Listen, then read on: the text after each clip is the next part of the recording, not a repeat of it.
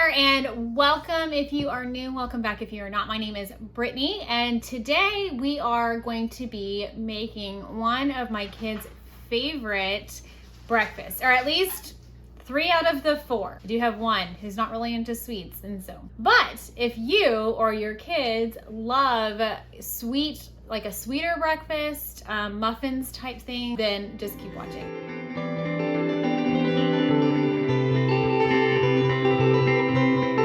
So this morning, we are doing one of our weekly staples. We are making almond bites. So I have previously made this in a loaf form, and I will also include instructions on how to do that as well.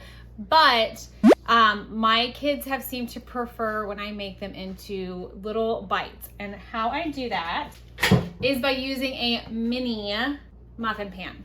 And so you can totally get away with doing these as muffins. You can also do them in a loaf form. They are delicious both ways, but this happens to be my kids' favorite. I'm also tweaking my recipe a little bit as I'm filming this, so we're gonna see how it turns out. I will include the main recipe also as I am going along. So we're gonna start with our small bowl.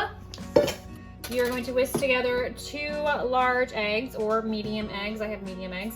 It does call for room temperature eggs. My eggs are all room temperature because they are from our chickens, but I have used eggs straight out of the refrigerator and it still turned out fine. So I am going to take 1/3 of a cup of avocado oil. You can do vegetable oil if you would like. I personally prefer avocado oil. The recipe calls for 2 teaspoons of vanilla. If you've cooked with me at all, you know that I just do not measure vanilla. But if you're gonna measure it out, 2 teaspoons of vanilla. And then we are gonna do 1/4 cup maple syrup. I do add a glaze to these muffins, but if you decide that you wanna keep it kind of healthier and reduce the sugar, they are sweet on their own. I just prefer it with a glaze. The recipe itself does not call for a glaze on it, so it is supposed to be a recipe that includes 0 refined sugars, but you know, there you go. So now I am moving on to my larger bowl. Let me get this guy out of the way. We are going to take 1 cup of almond flour. Okay, this is where I'm changing it up. I have 1/8 of a cup. Normally, I do 1/4 of a cup of coconut flour in this. However, some of my kids have complained about them being a little dry, and I know coconut flour can tend to be a little dry. Now, I had to get a second whisk because I actually did this backwards. Typically, I mix up the dry ingredients first, so that way I can use the same whisk, but we're going with it. Now I have my baking powder. I am going to do 1.5 teaspoons of baking powder. There's 1, there's my 1/4, and another 1/4. Mix, mix, nice. This recipe also calls for coconut. You could do shredded coconut. My kids don't like the texture of coconut, and so I don't put shredded coconut in it, but you could totally put shredded coconut in it if you wanted to. We live in a very high humidity area, and so my baking powder tends to stick together. It clumps. So I'm just going in and unclumping some of the baking powder. Okay, so now I'm going to take my rubber spatula and I'm going to mix my wet ingredients into my dry ingredients. And we're just going to fold them all together.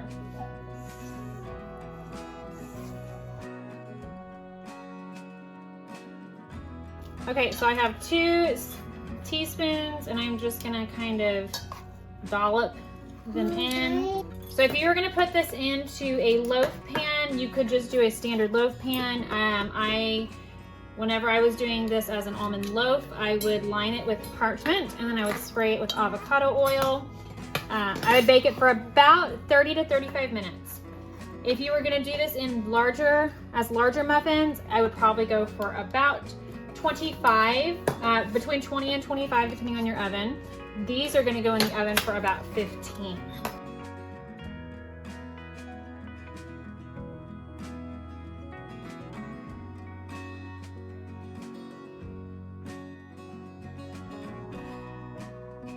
As I'm getting near the bottom, I'm gonna scrape all of this off into, because look at how much more you get whenever you use a rubber spatula. Does it have chocolate in it? No, they're almond bites. But...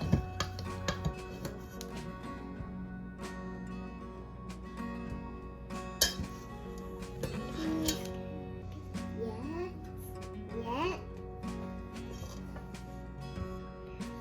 You can like this one, okay. I feel like this happens every time when you get to the end of muffins, is that it just, you got a little bit more in some of them. But this is also a great time for me to mention, I do have a playlist if you are gluten-free or looking for other healthier almond recipes. You can go check out the playlist I have. I have about 3 videos, I think, in there of some bake with me, cook with me. So far they have all been breakfast, but I am going to venture out here pretty soon into dinners. Okay, now, like I said, into the oven at 375 for about 15 minutes. So it has been 15 minutes. They are out of the oven. They look delicious. They smell amazing. So we're gonna let them sit on the counter for about 10 minutes because you want them to cool down all the way. Once they have cooled completely, we are gonna take them out and we are gonna dip them in our glaze. Full disclosure, this is where I mess up every single time. I really don't measure out the powdered sugar for the glaze. I'm just like, that looks like more than enough. I always overshoot it, and I always put way too much liquid. So you want to have your powdered sugar, and then you're going to do some kind of milk. I am going to be using sweetened vanilla almond milk. Okay, so we're going to try to use less than we think we need.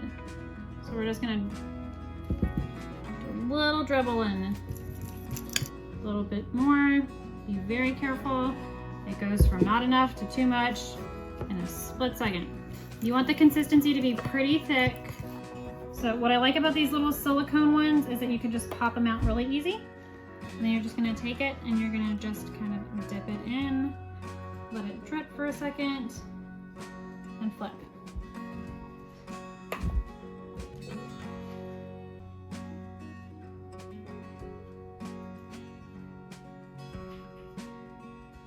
And this is actually a little bit thinner than I would like. You can see how it looks a little bit thin as it's dripping. We don't want that. We want them to be a little bit thicker.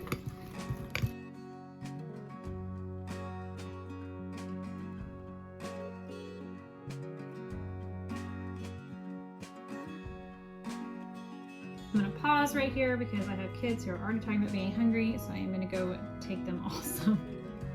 They've been waiting patiently while I'm filming. Okay, so there you have it. There are almond bites. Now there were more, but my kids have already gotten into them.